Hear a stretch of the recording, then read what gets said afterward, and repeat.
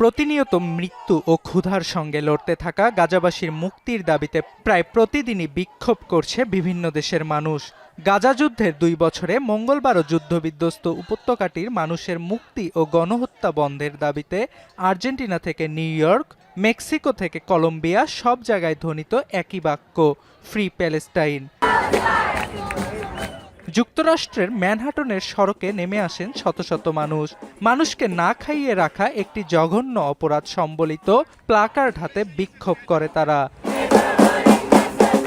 ফিলিস্তিনিদের পক্ষে মঙ্গলবার আর্জেন্টিনার রাজধানী বুয়েন্স আয়ার্সে রাস্তায় নামে শত শত মানুষ। দেশটির ন্যাশনাল কংগ্রেসের সামনে ফিলিস্তিনের পতাকা ও প্লাকার্ড হাতে বিক্ষোভ করে তারা।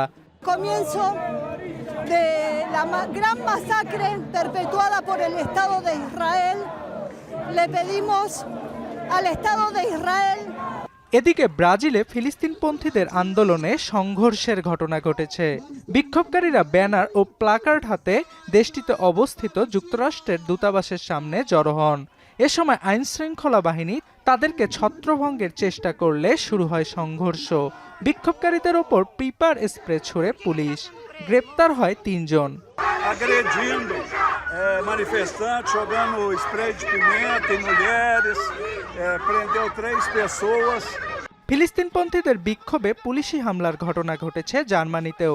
দেশটির ফ্রাঙ্কফুর্ট ও বার্লিনে গাজা যুদ্ধের 2য় বর্ষপূর্তি উপলক্ষে আয়োজিত বিক্ষোভে পুলিশের সঙ্গে ফিলিস্তিনপন্থীদের ধস্তাধস্তির ঘটনা ঘটে। কলম্বিয়াতেও যুদ্ধবিরতির দাবিতে রাস্তায় নামে কয়েকশো মানুষ। তারা দেশটিতে অবস্থিত মার্কিন যুক্তরাষ্ট্রের দূতাবাসের সামনে জড়ো হয় এবং যুক্তরাষ্ট্রের পতাকা পুড়িয়ে এবং ট্রাম্প ও নেতানিয়াহুর ছবিতে রক্ত মেখে গাজাবাসীর মুক্তির পক্ষে স্লোগান দেন। Es hora de que las embajadas y los gobiernos se pongan las manos ya en el corazón y actúen de manera inmediata. শিগগিরই গাজা যুদ্ধ বন্ধ করে ফিলিস্তিনিদের কাছে জরুরি সহায়তা পৌঁছে দিতে বিশ্ব নেতাদের প্রতি আহ্বান জানিয়েছে এসব আন্দোলনকারীরা। অর্ণব প্রসাদ, এখন বিশ্ব।